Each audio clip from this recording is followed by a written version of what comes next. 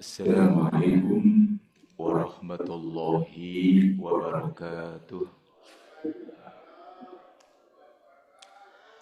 Raditu billahi rabba wa bil islami dina wa bi Muhammadin nabiyya wa rasula. Asbahna ala fitratil Islam wa kalimatil ikhlas wa ala dini nabiyyina Muhammadin sallallahu alaihi wasallam wa ala millati abina Ibrahim hanifa wa ma kana minal musyrikin. Amma ba'du faqad qala Allah ta'ala fi kitabihil karim. A'udzu billahi minasy syaithanir rajim. Bismillahirrahmanirrahim. Allahul ladzi khalaqakum min dha'fin summa ja'ala min ba'di dha'fin quwwatan summa ja'ala min ba'di quwwatin dha'fan wa syaibatan. Wa qala Rasulullah sallallahu alaihi wasallam, a'maru ummati ma baina sittin ila sab'in. Sadaqallah wa sadaqa Rasulullah sallallahu alaihi wasallam. Bapak Ibu hadirin wal hadirat jamaah subuh Masjid Raya Palapa Baitussalam yang dirahmati oleh Allah Subhanahu wa taala. Alhamdulillah, kembali Allah Subhanahu wa taala dengan rahmat dan rahimnya masih memberikan kesempatan kepada kita untuk menikmati awal tahun baru 2026.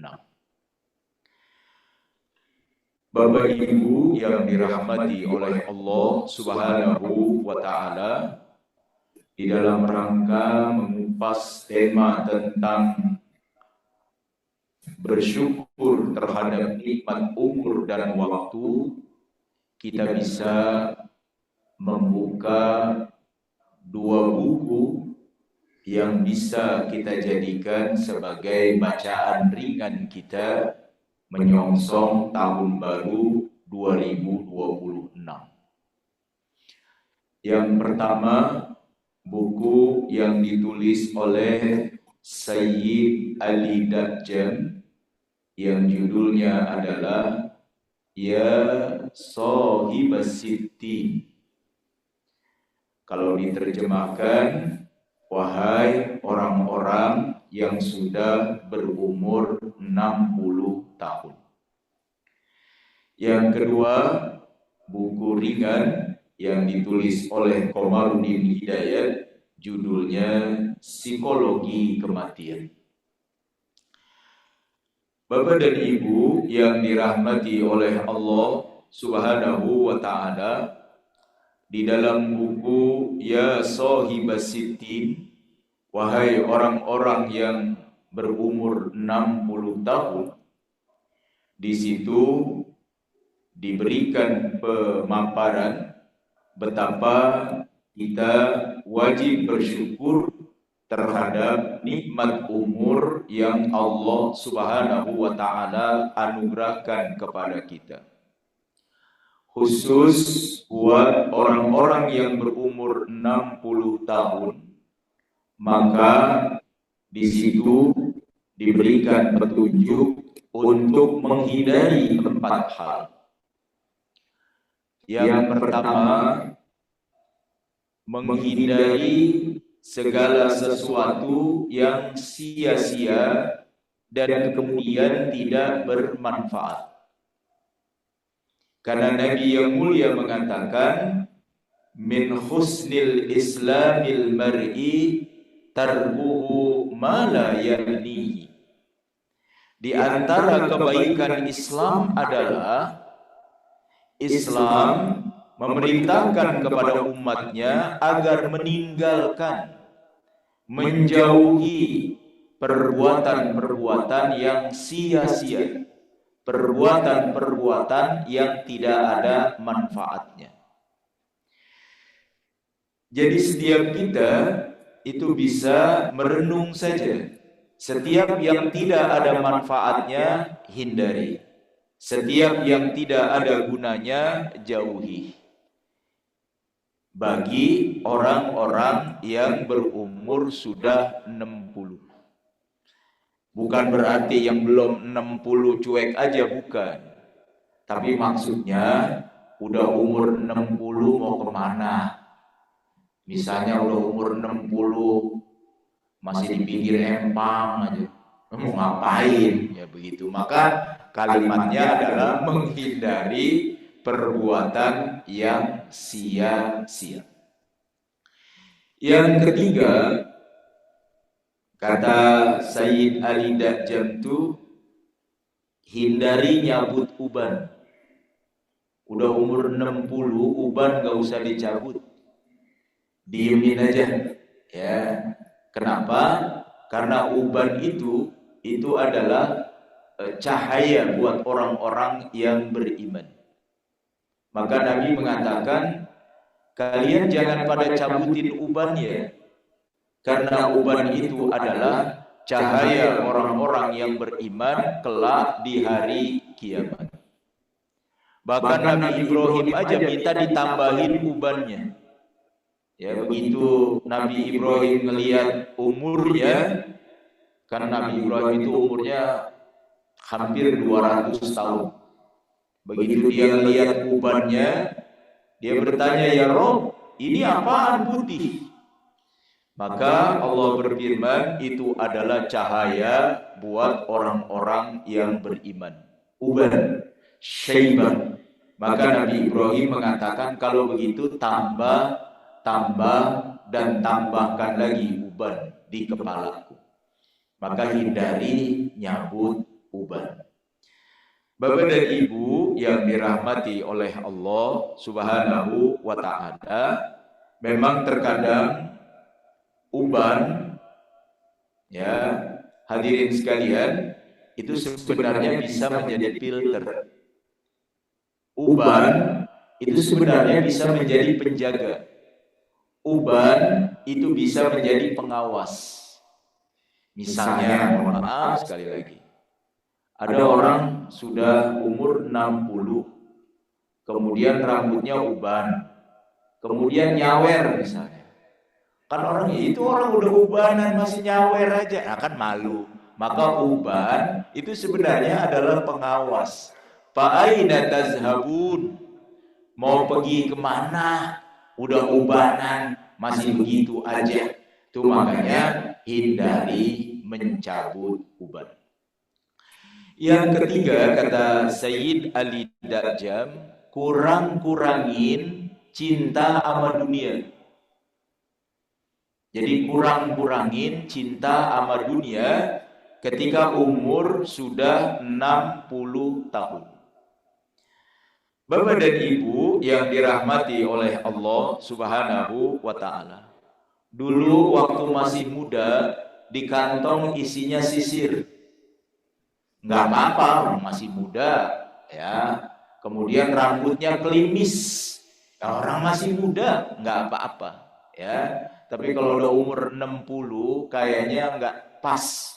Kalau isinya di situ adalah sisir, yang pas isinya tasbih, buat berzikir kepada Allah karena umur udah 60. Dan yang keempat, hindari demen sama duit. Nah ini mungkin agak berat, ya. Hindari demen sama duit. Kalau bapak masih demen aja sama duit, padahal umur udah 60, fa'aina tazhabun? Maksudnya demen itu rakus, ya. Karena Nabi yang mulia mengatakan, manusia itu bisa tua, ya. Manusia itu bisa sepuh, tapi ada dua yang bikin manusia nggak pernah ngerasa tua. Al-hirsu ala dunya wal hirsu alal amwal. Ada dua, ya, kata baginda Nabi, yang manusia nggak pernah ngerasa dirinya udah tua. ngerasa masih muda aja, ngerasa masih koboi aja. Yang pertama, orang yang rakus sama dunia, dan yang kedua, orang yang serakah sama harta. Selama orang masih rakus sama dunia, dia nggak bakalan ngerasa dirinya muda. Dia kira dirinya masih koboi aja. Wah, begitu. Ya, dan orang kalau masih rakus aja sama harta, sama kekayaan, dia itu nggak sadar kalau sebentar lagi bakal meninggal, kalau dirinya itu sudah tua. Maka kata Sayyid Ali Dajjal, dikurangin kecintaan kepada dunia dan dikurangin kerakusan terhadap yang namanya harta. Bapak dan Ibu, kalau kata Komarudin Hidayat di dalam bukunya Psikologi Kematian, di buku itu tuh menurut saya menarik sekali, karena buku itu tidak memberikan gambaran bahwa mati itu serem, mati itu menakutkan, mati itu mengerikan. Kalau di buku itu tuh enggak. Mati itu indah banget. Jadi kalau di buku itu tuh digambarkan tuh kematian itu indah banget. Kematian itu nikmat banget. Bahkan orang-orang yang berjuang di jalan Allah malah rindu dengan yang namanya kematian. Itu kenapa? Karena dia menggambarkan kematian buat orang-orang yang beriman. Di situ digambarkan bagaikan orang pergi di kapal pesiar. Jadi kalau orang pergi di kapal pesiar yang mewah itu, semua fasilitas begitu indahnya di kapal pesiar, maka orang-orang yang beriman itu yang meninggal dunia di alam barzahnya digambarkan bagaikan berada di kapal pesiar. Saya tahu bapak-bapak dulu pernah jadi pejabat di Kementerian Pertanian. Pasti itu dulu pernah ke Eropa, ke Amerika, ke negara-negara hebat. Kan pernah bagaimana rasanya berada misalnya di kapal pesiar. Semua fasilitas serba mewah, serba indah. Bahkan kalau bisa mah istilahnya tuh kapal kagak mendarat. Saking enaknya di kapal pesiar. Nah, orang-orang yang beriman itu yang meninggal dunia kemudian ada di alam barzah, maka digambarkan bagaikan berada di kapal pesiar. Kenapa? Karena orang-orang yang beriman ketika hidup bekalnya cukup. Bekalnya untuk menghadap Allah ada. Jadi kayak orang pulang kampung, begitu sampai di kampung bekalnya banyak, oleh-olehnya banyak. Maka begitu sampai di kampung, ketemu teman lama, ya berada di kampung halaman, maka pasti akan nyaman. Ya, orang tua kasih bekalnya, teman-teman kasih oleh-olehnya. Nanti buat baliknya masih ada. Itu orang yang pulang kampung, yang bekalnya cukup, pasti nyaman sekali berada di kampung halaman. Berbeda sama orang yang pulang kampung bekalnya kurang atau pas-pasan. Ya, begitu datang di kampung, oleh-olehnya dibagi. Begitu pulang minta ongkos sama orang tua. Nah, itu namanya pulang kampung tetapi bekalnya pas-pasan. Di buku Psikologi Kematian, Komarudin Hidayat juga menggambarkan orang yang meninggal dari orang-orang yang beriman itu bagaikan sedang tidur di malam pengantin baru. Gimana tuh rasanya tidur malam pengantin baru? Kalau bisa mah kagak subuh-subuh, malam terus. Itu kenapa? Karena indahnya alam barzah buat orang-orang yang beriman. Kalau di dalam riwayat Imam Ahmad itu disebutkan, memang Bapak Ibu, kalau nanti kita nih mau meninggal dunia, ada yang 100 hari sebelum meninggal, ada yang 60 hari sebelum meninggal, ada yang 40 hari sebelum meninggal, ada yang 21 hari sebelum meninggal, ada yang 7 hari sebelum meninggal. Dan memang malaikat-malaikat rahmat itu udah turun dan udah ngikutin kita. Dan malaikat-malaikat rahmat itu jumlahnya banyak. Sehingga kalau kita ngelihat ke sana, itu malaikat. Kesono malaikat. Kesono malaikat. Di dalam hadis itu Nabi menggambarkan malaikat rahmat itu putih, wajahnya bercahaya, kemudian di tangannya dia membawa minyak kasturi dari surga dan membawa kain kafan dari sutra yang berasal dari surga. Itu makanya orang beriman tuh nyaman aja tuh. Ada yang 100 hari dia udah ngeliat tuh minyak wanginya udah siap, kain kafannya udah siap, dan dia nggak bisa ngomong. Ya, nggak bisa kita menceritakan. Makanya orang beriman tuh kalau mau meninggal dia anteng aja dia, nyaman aja dia. Nanti di hari dia meninggal baru pencabut nyawanya turun tuh di sini. Begitu di hari kita meninggal, baru tuh malaikat Israilnya turun dan dia duduk di atas kepala sini. Dan dia menunggu waktu yang sudah ditetapkan itu. Likulli ummatin ajal fa iza jaa ajaluhum la yastakhiruna sa'atan wa la yastaqdimun. Kalau ajalnya udah datang, enggak maju, enggak mundur. Al-Qur'an hebatnya tuh Bapak menggunakan kata-kata saat. Bukan yauman, bukan usbu'an, bukan syahron, bukan sanatan. Kalau umur udah datang, enggak maju, enggak mundur. Bahasanya itu enggak menyebutkan begini, enggak maju, enggak mundur meskipun sehari, meskipun seminggu, meskipun sebulan, meskipun setahun. Tapi kata Al-Qur'an, kagak maju, kagak mundur meskipun hanya sesaat. Itu bahasa Al-Qur'an. Dan kalau dia udah narik, saatnya udah datang tadi, dia tarik aja tuh dari sini nih Bapak dan Ibu, dari ubun-ubunan kita dia tarik aja. Bapak Ibu bisa bayangin tuh, yang umurnya udah 70 tahun. Enggak, yang umurnya udah 80 tahun maksud saya. Lah itu ruh sama badan kita kan udah gak bisa dipisahin Pak. Bapak aja gak bisa bedain saya ruh saya mana, badan saya mana, udah menyatu aja yang disebut Zakaria ini. Begitu dia umur 80 tahun ditarik. Ngelepasnya bagaimana itu Bapak dan Ibu dari sono no, dari ujung kaki no, ditarik oleh Israel. Buat orang-orang yang beriman ditariknya persis kayak air dituang dari ceret. Jadi kalau dia ada ketel, airnya dituang ke sini.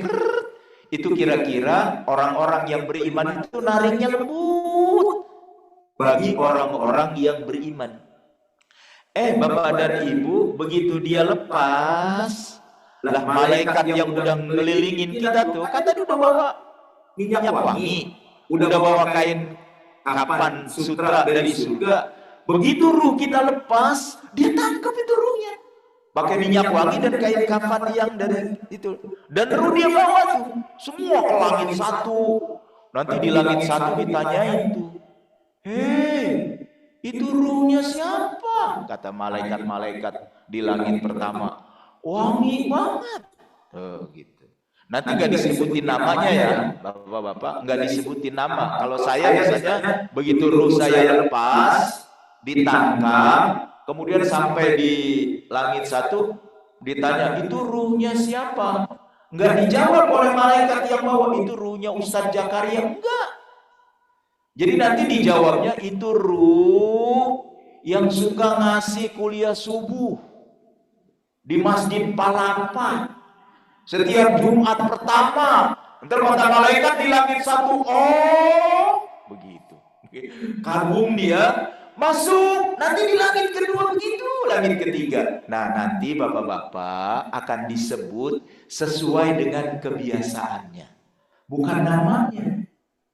Ruhnya siapa? Ruhnya ketua masjid Palapa. Ruhnya siapa? Ruhnya yang tukang azan. Ruhnya siapa? Ruh yang biasa jadi imam. Tapi jangan lupa Bapak dan Ibu, ya, ruhnya siapa? Itu ruhnya yang suka ngikutin kuliah subuh, yang duduknya nyender, begitu. Ada juga Pak, sesuai dengan kebiasaannya. Wah, luar biasa sekali. Dan begitu sampai di langit ketujuh, Allah berfirman, catat sebagai penghuni surga yang tinggi. Tapi Allah berfirman, balikin lagi ruhnya. Maka dibawa balik lagi tuh. Hadirin sekalian, dibawa balik lagi ruhnya. Kemana ruh itu dibawa balik? Bapak dan Ibu, kalau saya lihat di tazkirahnya Imam Qurtubi itu ya, jadi begitu dia ruh dibawa balik sekali lagi, dia nggak mungkin balik lagi ke tubuh. Kalau balik lagi ke tubuh, nanti dia hidup lagi, namanya mati suri. Maka dia nggak balik lagi ke badan, tapi dia ada. Saya sih menerimanya, kayaknya dia tetap ada di sini nih. Ketika dia ruhnya lepas di atas kepalanya, itu makanya tuh dia lihat tuh siapa yang nyelawat, siapa yang mandiin, itu dia lihat tuh. Siapa yang nyolatin, itu dia lihat itu. Ya, siapa yang antar sampai dengan ke kuburan.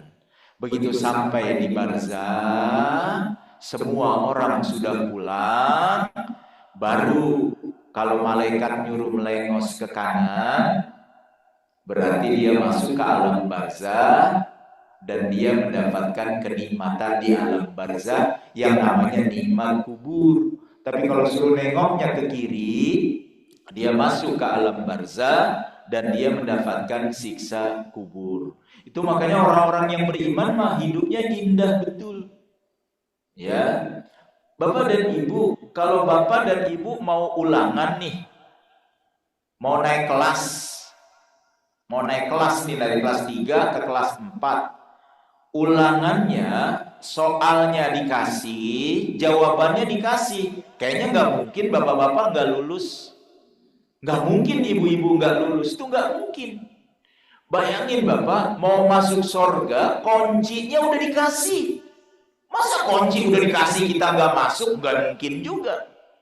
Kuncinya miftahul jannah la ilaha illallah. Kuncinya surga itu la ilaha illallah. Nggak mungkin kita nggak masuk. Termasuk pertanyaan di barzah tadi, di alam kubur tadi, kan pertanyaannya udah dikasih, jawabannya udah dikasih. Maka orang yang beriman pasti bisa menjawab dan kemudian masuk ke alam barzah penuh dengan kenikmatan. Semua jamaah Masjid Raya Palapa Baitus Salam yang namanya dulu pernah pada ada di sini nih. Kalau sholat pada di sini. Kan udah pada nggak ada kan? Ada kan teman-teman bapak-bapak yang udah pada nggak ada? Banyak tuh. Udah pada nggak ada nama-namanya, saya cariin udah pada nggak ada. Itu kan berarti ada di alam barzah dan dia di sana sedang mendapatkan kenikmatan yang luar biasa. Mana buktinya di sono nikmat? Masa dia nggak balik ke sini? Berarti kan enak banget mereka di sana. Dan nanti Pak, nih mohon maaf nih, nanti 2027 kan Jumat pertama begini lagi kan? Ya kira-kira gitu 2027 nanti, ya Pak Arif kan nanti bilang, Ustaz, awal tahun bisa nih, insya Allah. Kan berarti Jumat 2027 Jumat pertama, itu kan saya ngisi begini lagi nih. Kan saya kan ngasih tema yang kira-kira senada begitu. Dan di antara kita, ini pasti ada yang udah gak ada tuh 2027 nih. Ya udah pasti, masa semuanya pasti, entah saya, entah Bapak. Kan nggak tahu. Nanti kita tinggal mengambil hikmahnya. Dan tadi itu Bapak, begitu ruh kita ada di sini, makanya kata Nabi kalau nyelawat ngomongnya yang cakep-cakep. Kalau takziah ngomongnya yang cakep-cakep. Ya, baik Bapak dan Ibu, untuk mensyukuri nikmat. Ada 3 ayat di dalam Al-Quran yang menggambarkan siklus kehidupan kita di dunia. Pertama, surah Al-Mu'minun ayat yang ke-12 sampai dengan ayat yang ke-16. Wa laqad khalaqnal insana min sulalatin min tin summa ja'alnahu nutfatan fi qararin makin fakhalaqnan nutfata 'alaqah fakhalaqnal 'alaqata mudghah fakhalaqnal mudghata izama fakasawnal izama lahma summa ansha'nahu khalqan akhar fatabarakallahu ahsanal khaliqin summa innakum ba'da zalika lamayitun. Itu siklus yang paling lengkap tuh. Ya, kami ciptakan manusia dari saripati yang berasal dari tanah.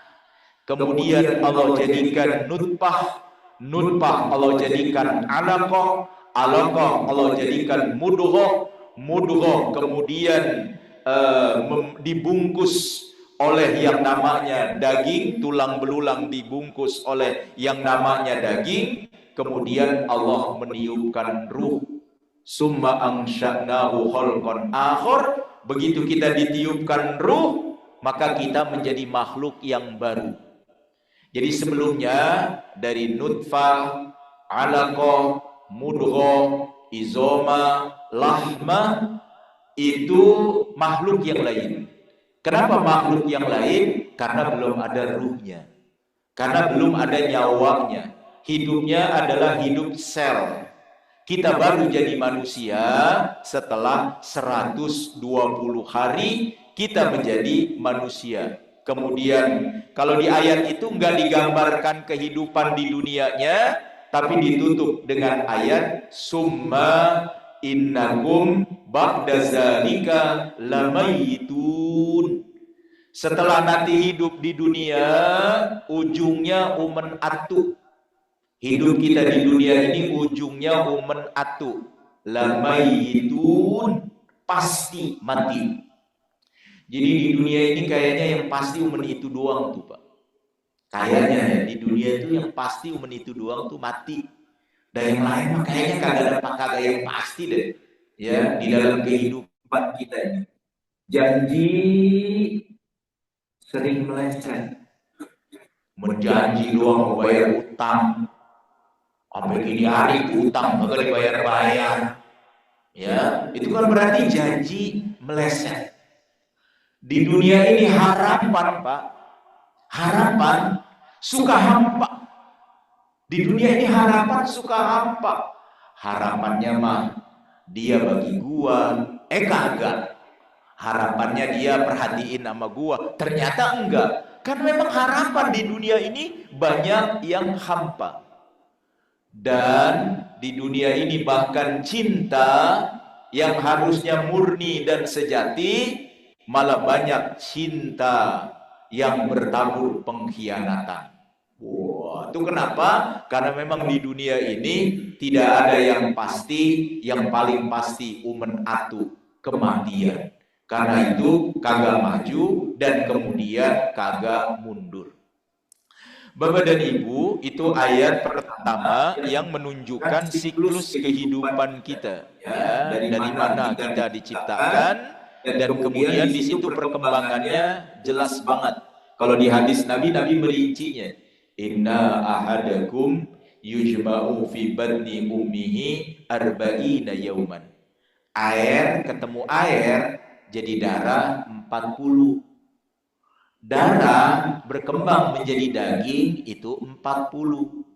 Daging membungkus tulang belulang, kata Nabi, itu 40.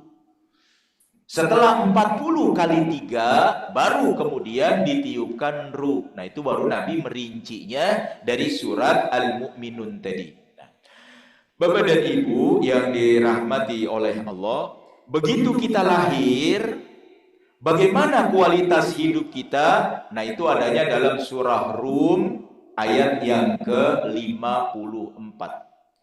Allahul ladzi khalaqakum min dhafin summa ja'ala min ba'di dhafin quwwatan summa ja'ala min ba'di quwwatin dhaifan wa syaibatan yakhluqu ma yasha wa huwal alimul qadir.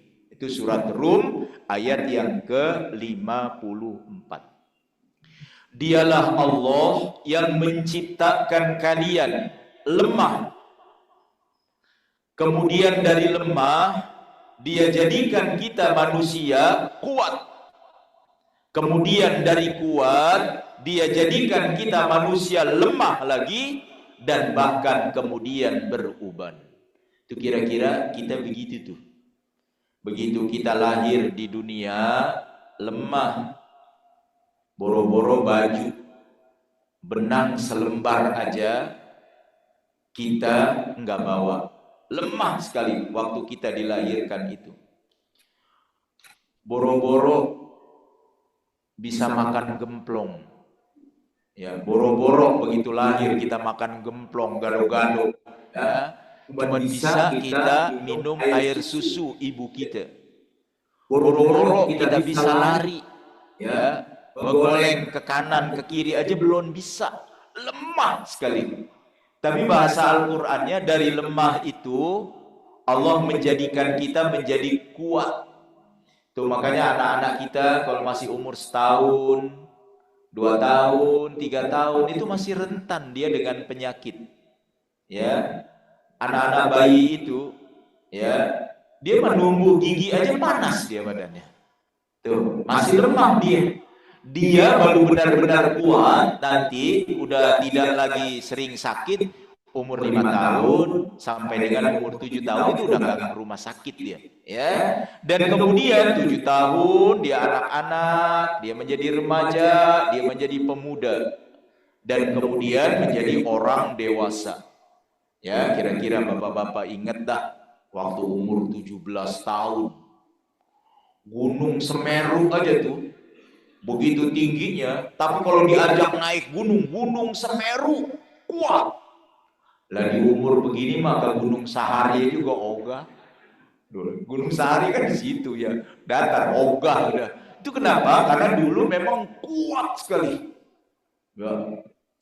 Waktu saya kuliah tuh ke Curug, berbagai curug di Bogor tuh, Curug Nangka segala, jalan dari kampus jalan, ayo aja. Bahkan ada yang ngajak saya ceramah ke Prabu Muli. Prabu Muli itu Palembang ya.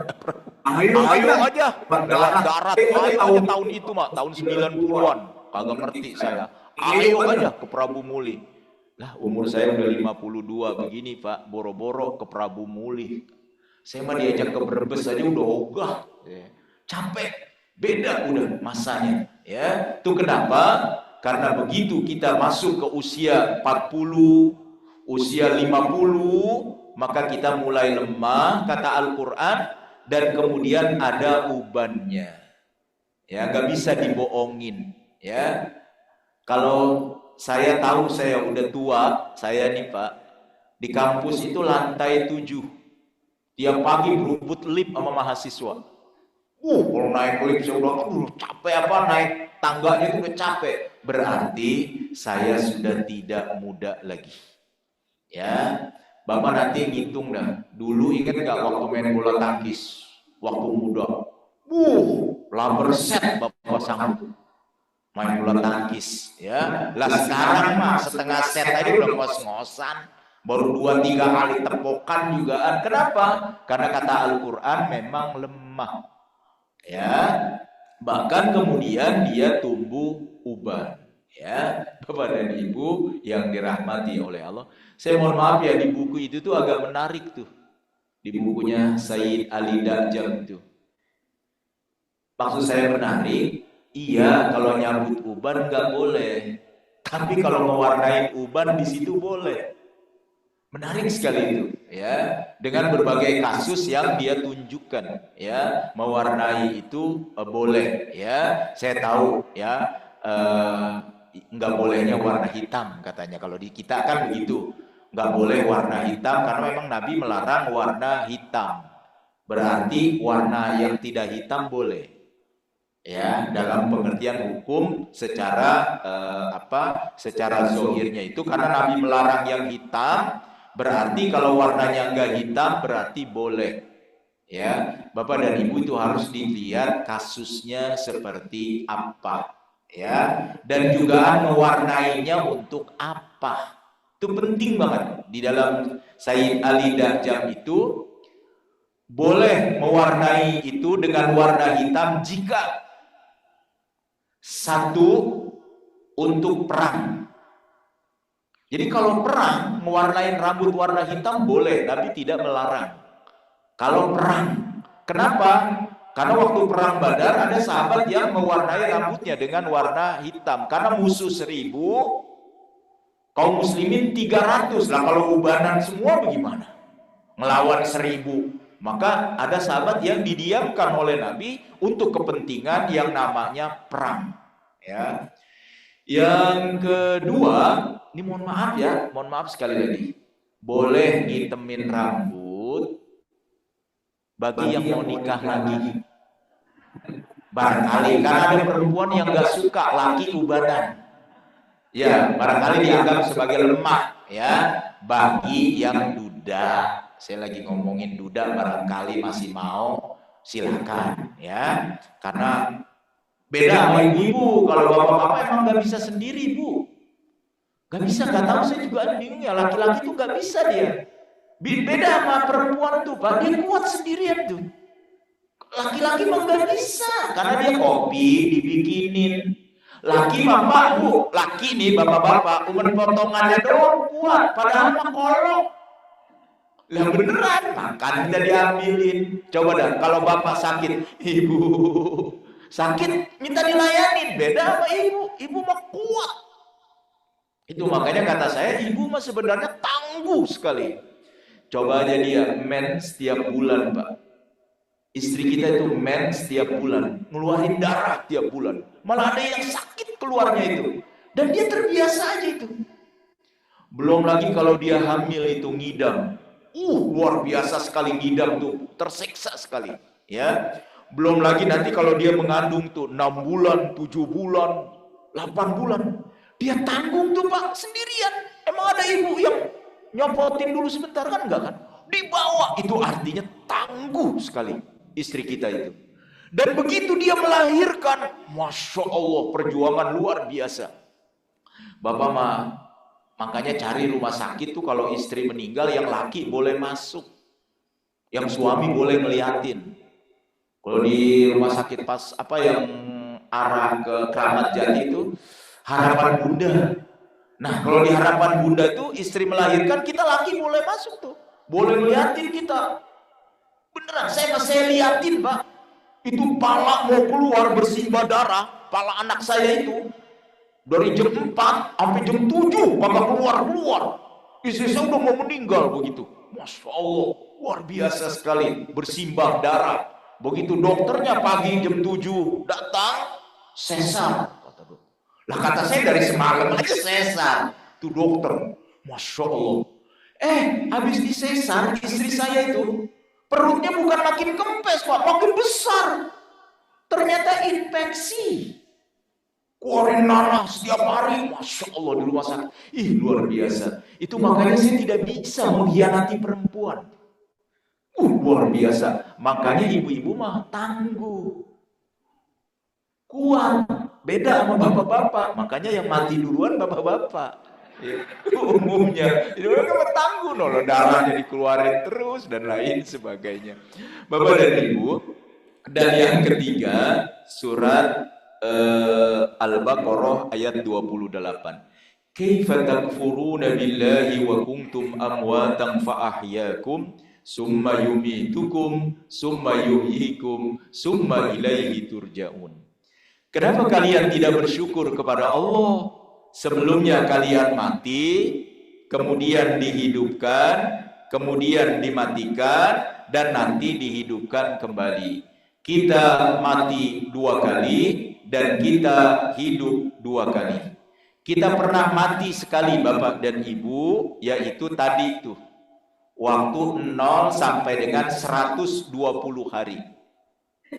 Itu masih sel, belum ada nyawanya. Ya, makanya kalau dalam bahasa Al-Quran itu diciptakan itu mati dulu, betul, karena kita memang mati, nggak ada ruhnya. Baru 120 hari kita ada ruhnya dan kita hidup sampai dengan hari ini, dan nanti ketika batasnya berakhir kita meninggal, dan nanti ketika waktunya tiba kita akan dihidupkan kembali, mati 2 kali dan kemudian hidup 2 kali. Jadi kalau ada yang bilang manfaatin hidup karena kita hidup cuma sekali, enggak, hidup kita 2 kali, di dunia dan kemudian di akhirat. Bapak dan Ibu yang dirahmati oleh Allah Subhanahu wa Ta'ala, kenapa kita mesti mensyukuri nikmat umur? Pertama, analogi umur itu kayak batu es. Hadirin, umur kita itu kayak batu es. Batu es itu Bapak dan Ibu dimasukin di sirup, mencair dia bersama dengan sirup. Dicampur dengan es teler yang ada susu, ada sirup, ada buah-buahan, maka batu es akan menyatu dengan es teler. Ya, batu es digabungin dengan es buah, maka dia akan membuat es buah jadi segar. Jangan lupa batu es enggak diapa-apain, taruh aja begitu di atas meja, maka dia akan mencair dan kemudian habis. Sama umur juga kan kayak batu es, dipakai enggak dipakai dia bakalan mencair, kemudian menguap dan kemudian habis, karena memang umur kita ini kayak batu es tadi. Tapi kalau kita umur masukin ke dalam masjid, sholat subuh berjamaah, silaturahim, kemudian mengikuti pengajian, maka umur kita menyatu itu. Selama tadi ya di jam 4.15 sampai dengan hari ini umur seperti ini. Nanti kita pulang, diem aja di rumah. Diem aja di rumah duduk. Ya dia kayak batu es akan habis. Tapi kalau kita cari air, kita siram kembang, kita siram puhunan, puhunannya tumbuh, kemudian oksigennya nyebar, maka dia jadi manfaat. Diem aja dari tempat tidur, maka umur tetap aja dia akan mencair dan kemudian akan habis. Yang kedua, analogi umur kita itu kenapa kita harus bersyukur, kata Nabi, madunya maliyad dunya illa karokibin istazalla tahta syajarah summa raha wa tarokaha. Saya ini, kata Nabi, di dunia ini bagaikan saya jalan di padang pasir, ada pohon yang besar, saya berteduh. Setelah itu saya jalan lagi. Nah, kita di dunia itu begitu tuh, kayak berteduh sebentar. Beneran, kita ini di dunia sebentar. Orang kata nggak berasa, tahu-tahu 2026. Ya, nggak berasa karena juga tahu-tahu 2027. Nggak berasa, tahu-tahu 2028.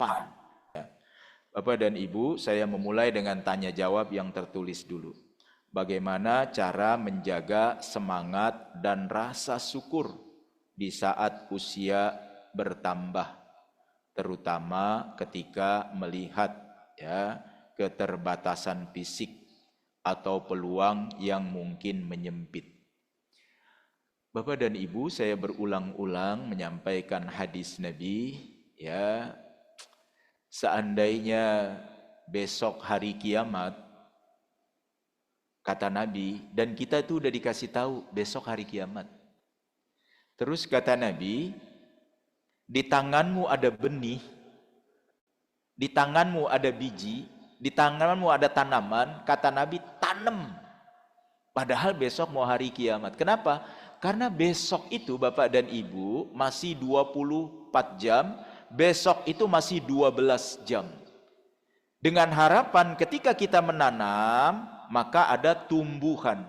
Kan Nabi mengatakan, fi kulli rotbin hayyin ajrun. Setiap sesuatu yang ada nyawanya, ada kehidupan di dalamnya, dan kita berbuat baik, maka dia ada pahalanya. Jadi Bapak dan Ibu, pertama tetap optimis. Pertama tetap optimis meskipun ya barangkali umur sudah maghrib kali ya. Saya menyebutnya maghrib karena ada umur yang baru nyampe asar, umur baru nyampe johor, umur baru nyampe maghrib. Meskipun umur udah maghrib, pertama tetap optimis. Yang kedua, Bapak dan Ibu, Nabi mengatakan begini nih. Nabi mengatakan seperti ini, ya, ahris ala ma yanfa'uk wasta'in billah wala ta'jaz.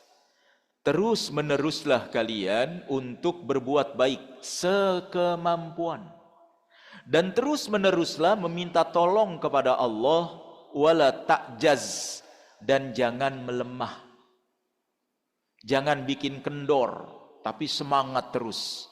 Nah, ini yang disebut dengan keterbatasan fisik, keterbatasan kekuatan dan lain sebagainya. Bukan berarti kita tidak optimis dan bukan berarti kita tidak semangat, terus menerus yang namanya bersemangat. Bahkan saya pernah bilang, sahabat Sa'ad bin Abi Waqqas sudah beri wasiat karena dia sakit keras. Tapi Nabi datang dan Nabi memberikan semangat kepadanya untuk yakin akan kesembuhan, dan Nabi kemudian mendoakannya, dan dia hidup lagi 45 tahun dari dia sakit, dan dia kembali mendapatkan anak 29 orang. Padahal udah sakit keras, tapi Nabi mengatakan tetap semangat, ya. Jadi di tengah hal yang seperti ini, meskipun fisik lemah, disesuaikan dengan kemampuan. Itu makanya di sini kan beradaptasi. Kalau nggak kuat naik tangga, maka disiapkan yang namanya lift. Nggak bisa diri kuat, bangku udah pada disiapkan, ya, disesuaikan. Itu artinya apa? Untuk memberi kesempatan, tidak ada kata berhenti untuk berbuat baik, malam yughorghir, kecuali dia udah nyampe di sini. Ya, kalau udah nyampe di sini, kita nggak bisa berbuat apa-apa. Jadi pikirannya ini diberi semangat terus, ya. Fisiknya juga diberikan semangat terus, sehingga dia ya secara sinergis ya kemudian terus bersemangat, ya, meskipun sakit, ya meskipun lemah, kalau tetap bersemangat, maka semangat itu bagian dari bersyukur kepada Allah. Itu makanya kata Nabi, orang yang punya akal waktunya dibagi 4. Sa'atun yunaji fiha rabbah. 1, bagi waktu untuk Tuhan, bermunajat kepada Robnya, beribadah kepada Robnya. Yang kedua, sa'atun yuhasibu fiha nafsah, kasih 1/4 waktu untuk introspeksi diri, ya, untuk istilahnya mengambil pelajaran dari kehidupan dirinya, merenung tentang dirinya. Yang ketiga, kata Nabi, biasakan ya waktu itu ya untuk ketemu sama teman-teman lama, bergaul, ya, bercengkrama, saling bertegur sapa sama teman lama, itu adalah hiburan, ya. Hiburan, ketemu teman lama itu benar-benar hiburan. Dan yang terakhir, Bapak dan Ibu, jangan lupa bagi juga waktu, kalau kata Nabi itu, untuk memikirkan makanan dan minuman. Maksudnya itu kesehatan dijaga, ya, sehingga kita tetap bersemangat. Baik, Bapak dan Ibu, masih ada yang ingin bertanya lagi? Cukup Pak Arif, ya? Oh, silakan Pak Haji. Ayo Pak Haji, ayo Pak Haji. Siap. Oh, ada Miki ada.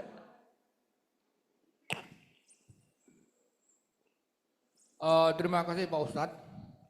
Untuk mengukur tingkat keimanan kita apakah ini bisa dikatakan kalau seandainya nanti kita meninggal, banyak orang melayat luar biasa dan banyak yang menyolatkan di masjid dan beberapa. Seperti kasusnya Pak Ustadz di Jogja, Ustadz Yazid ya, Zakaria. Itu memang luar biasa. Itu luar biasa. Apakah itu memang dikatakan bahwa beliau itu nanti kalau di Al-Quran itu mengatakan bahwa yang masuk ke kanan, berarti masuk surga. Tetapi ada yang memang meninggal, kadang-kadang yang melayatnya juga jarang, kurang. Dan apalagi kalau disalatkan mungkin hanya beberapa orang. Nah ini, dan kemudian kalau kita lihat kalau dibalik pada itu, kalau artis yang meninggal karena banyak idolanya juga banyak yang melayat. Nah itu ukurannya. Dan tentu pada diri kita kan tidak tahu kalau saya meninggal nanti apakah saya banyak yang melayat, apakah banyak yang menyolatkan saya. Ini gimana Pak Ustadz? Terima kasih. Baik. Bapak dan Ibu, ada ungkapan yang menyebutkan mautul alim, mautul alam. Wafatnya orang alim, maka matinya alam. Wafatnya orang yang baik, maka itu berarti adalah kematian alam. Kenapa? Karena alam bersedih, karena alam berduka dengan kepergiannya. Itu berarti orang baik. Orang baik itu kalau dia nangis, orang lain tertawa. Kapan? Waktu dia lahir menangis. Orang lain lagi nungguin kehadirannya, ketawa. Orang baik itu ketika dia tertawa, orang lain juga tertawa. Kapan? Waktu dia menikah, tertawa, yang lain juga tertawa. Orang baik itu ketika dia tertawa, orang lain menangis. Kapan? Orang baik itu waktu wafat dia tertawa, tersenyum, yang menangis adalah orang-orang yang hidup. Bapak dan Ibu, banyak dan tidaknya orang yang bertakziah, jika dia natural, jika dia alami, maka itu adalah tanda orang baik. Natural, alami. Nah kalau Jogokarian itu natural sekali, alami sekali, dan itu adalah orang-orang baik yang meninggal memang secara alami. Dan jangan bersedih Bapak dan Ibu, ya, mohon maaf ini. Misalnya kalau meninggal hari Sabtu misalnya, emang orang kagak ada lagi pada liburan. Bisa aja disolatinnya orangnya nggak banyak. Coba solatinnya meninggal hari Jumat pagi, habis subuh meninggal. Kan nyolatinnya hari Jumat, maka dia pasti banyak. Jadi banyak dan tidak itu kalau yang natural secara alami dia terpanggil karena dia merasa kehilangan, dia merasa bersedih, dia merasa berduka, maka dia adalah orang baik. Kalau yang tadi itu idola, itu termasuk tidak alami, Pak. Ya, idola itu termasuk yang tidak alami. Kenapa? Karena ada hubungan psikologis, ya, dan juga hubungan sosial, maka kemudian dia banyak yang datang, banyak yang mengunjunginya. Dan kemudian tadi ya ada hal-hal yang menurut saya tidak alami. Berbeda dengan orang-orang baik yang secara alami tidak diminta pun dia akan datang untuk mendoakannya, kemudian menyolatkannya dan bahkan mengantar ke pekuburannya. Kayak Ustadz Jazir yang di Jogokarian itu, dan juga ulama-ulama kita termasuk ulama yang saya tulis tuh bukunya, Kiai Haji Abdullah Syafi'i itu, ya, pendiri pesantren Asy-Syafi'iyah. Bayangkan dari Bali Matraman sampai dengan Jatiwaringin, jamaah nggak henti-henti, bahkan jenazahnya dari ambulan pun dikeluarkan sehingga saling menggotong manusia satu dengan yang lainnya. Itu kenapa? Karena itu alami saja orang baik, ya. Jadi sekali lagi, kalau dia nangis, orang lain tertawa waktu dilahirkan. Ketika dia tertawa, orang lain tertawa ketika dia menikah. Dan ketika dia tertawa, orang lain menangis, itu ketika dia meninggal dunia. Orang baik meninggal itu tersenyum, Pak. Orang baik itu meninggal itu girang. Bahagia sekali karena dia berjumpa dengan Robnya dan dia berjumpa dengan janji-janji Allah berkenaan dengan nikmat di alam barzah dan juga mendapatkan rahmat. Itu makanya orang baik kalau meninggal suka ada keringat kan di sini tuh, bi arokil jabin. Ya, orang baik itu memang begitu. Kenapa? Karena dia terharu dengan begitu banyaknya rahmat Allah yang turun kepadanya sampai keringatnya kata Nabi itu menetes. Atau ada yang sampai ngembang di sini nih air matanya. Itu juga dia terharu aja gitu ngelihat malaikat begitu banyaknya, begitu indahnya alam akhirat itu sehingga sampai ada air mata ngembang bahasa Betawinya itu tandanya memang orang-orang yang baik. Jadi bukan ukuran ya kecuali yang sifatnya alami tanpa diundang dan kemudian ramai datang. Lebih dan kurang saya mohon maaf yang sebesar-besarnya. Subhanakallahumma wa bihamdika asyhadu an la ilaha illa anta astaghfiruka wa atubu ilaik. Assalamualaikum warahmatullahi wabarakatuh.